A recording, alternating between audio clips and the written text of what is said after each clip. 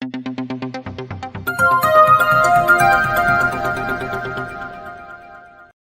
Speaker గారి మీద నేను స్వయాన కేసీఆర్ గారికి ఫోన్ చేసి సభకు రమ్మని నేను రిక్వెస్ట్ చేసిన. సరిగా ఆ అంశంలోకి పోతే మేము కూడా మాట్లాడాలి సార్. ఈ సభ ఏం గౌరవం ఇచ్చింది సార్? సభలో కేసీఆర్ గారు మాట్లాడుతున్నారండి. సభ సభలాగా నడుస్తలేదు. మీ పిఏసీ చైర్మన్ మీ ఇష్టమైన నిర్ణయం తీసుకున్నారు. కేసీఆర్ గారిని అడిగి ఆయన గౌరవం ఇచ్చి మీరు పిఏసీ చైర్మన్ నిర్ణయం తీసుకున్నారా, లేదా శాసనసభలో అనర్హత రేట్ విషయంలో మీరు నిర్ణయం తీసుకున్నారా? సభ అట్లా మాట్లాడితే we can deviate, but I don't want to deviate. But నేను హరీష్ రావు గారిని కోరుతా ఉన్నాను.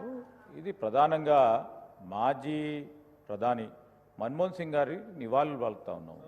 ఇది సీనియర్ లెజిస్లేటర్, నివాళులు పలుకుతా ఉన్నాం. సంతాపం చేయాల్సిన ప్రధానమైన బాధ్యత. ఈ సందర్భంలో అవసరం లేని చర్చకు దారితీసే అధ్యక్ష, we will never be paying proper respects to the departed soul. I request honorable member who is also a senior member, who knows how to run the assembly, please try to restrict to the subject related to former prime minister. Conclude చేయండి హరీష్ రావు గారు. Right. With due respect and high regard to Dr. Manmohan Singh and you, sir.